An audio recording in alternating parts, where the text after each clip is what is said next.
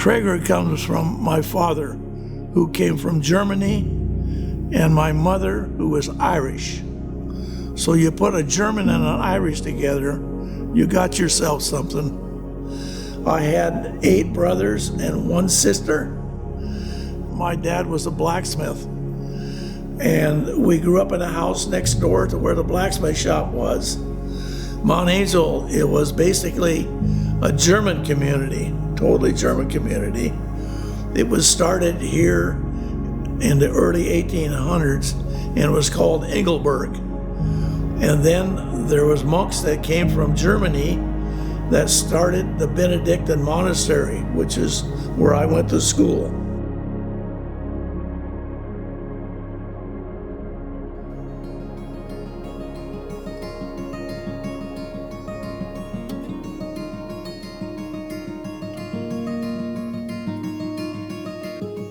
I played football at the prep, played a ball game against Woodburn. The guy was coming down the sideline, and I took him head on and split his helmet right in half. Bonk. I was going to go to college and play football. I was a fair football player, but there was a lady came along and got involved in my life. She asked her brother one day, "Who's that guy coming out of the dressing room? What's his name?" And he said, "Well, that's Joe Traeger." And she says, "Oh, I see." That was the first time I met Kathy. That was the end of me. She got me hooked. We got married when we were 18 years old, fresh out of high school. Didn't know nothing, but I couldn't miss her. She was a beauty.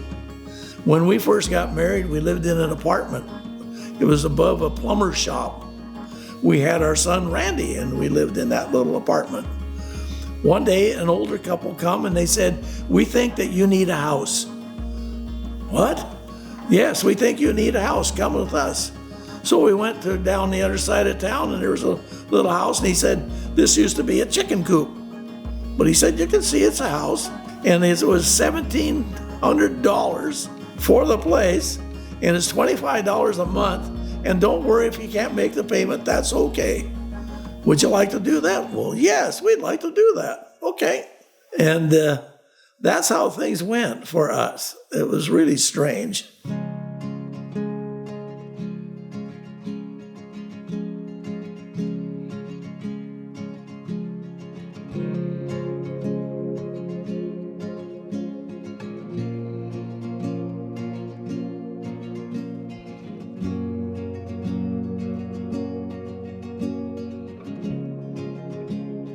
The hardest trials in my life were when my father passed away. He had had like 4 heart attacks when he was in the blacksmith business, sold the blacksmith business, and bought a little farm outside of town. I was a freshman in high school, and that was the biggest loss of my life.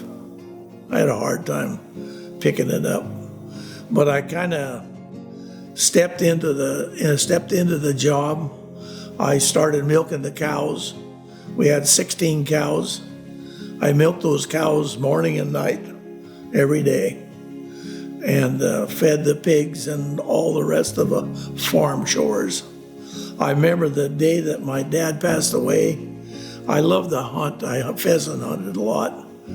And I went and got my gun, and I told my mother, "I think I should just go hunting." And she said, "That'd be a very good thing for you. You go ahead. You go hunt. And when you get done, come back." So that's what I did that day. Never forgot that day. Never. Never shot a bird. Never raised a gun to my shoulder. Just walked.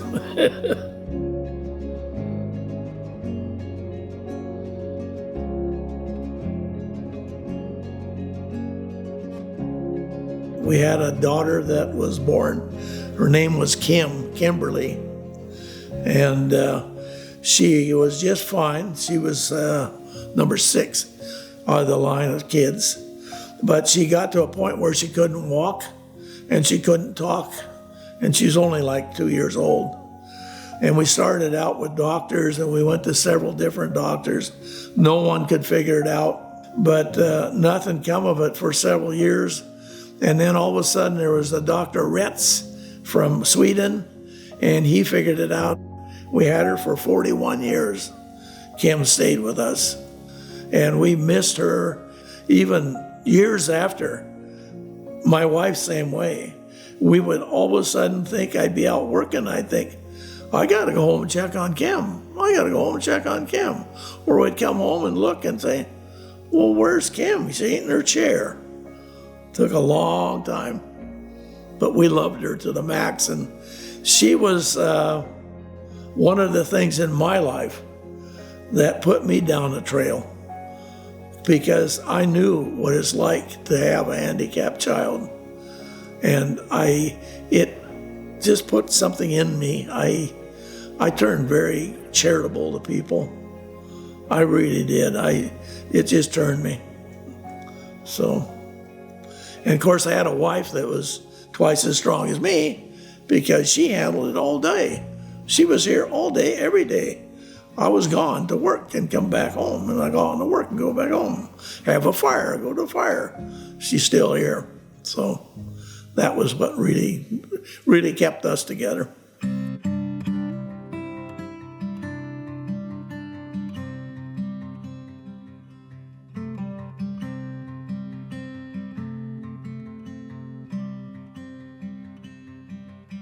As I had mentioned before, we got married when we were 18 years old, but we had a little son come along, and his name was Randy, and we were elated that we had a son. And all of my brothers just loved that little boy, and my mother loved him, and he was just a charm to us. My family was heavy into sports. We were all ball players, every one of us. So, of course, and then Randy would have to be a ball player too. So Randy was really good in high school, and then he went off to Willamette, and Randy became a guard on the line. Randy's about 190 pounds to 200, and the rest of these boys he's playing against are 250, 300. But Randy got in there and he did his job. When I got into the business part of it, Randy come in with me and my younger son, Mark. Him and I really got along good together. Of course, we were about the damn near the same age. But then Randy got sick. He had had a crack in his pelvis from playing ball, and it got an infection in it. And it took a lot of high-powered medications to take care of that infection, which affected his liver.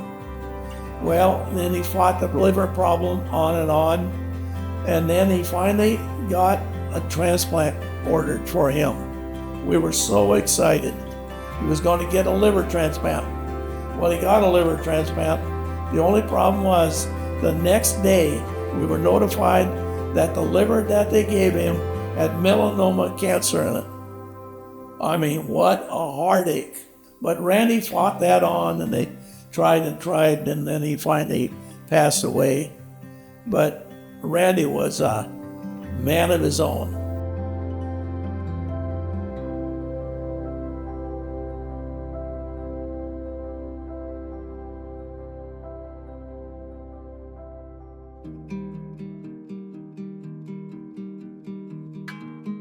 I worked at a grocery store. I come home one day and I said, I can't do this no more. It's not me. So I quit the grocery store. I went to work for my cousin, and he did a sheet metal shop, heating and sheet metal. I learned that my trade and several other things. After 2 years working there, I bought the business from him. And that was just a heating sheet metal. And of course, wood. And then we started with wood furnaces, and we built stoves, wood stoves, and all those kind of things. And then one day, a fella come in with a bucket of pellets, and he said, have you ever seen these before? I said, no, what are they?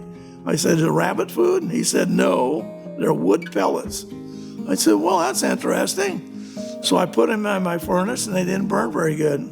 I put them in a coffee pot, they still didn't burn very good. I put a fan on them, they burnt really good. So we got that, and we started making pellet stoves. And then after that, I had a gas grill. I told the story many times about a gas grill I'd won, and it caught on fire and burned the chicken up, and I decided to make a pellet-fired barbecue.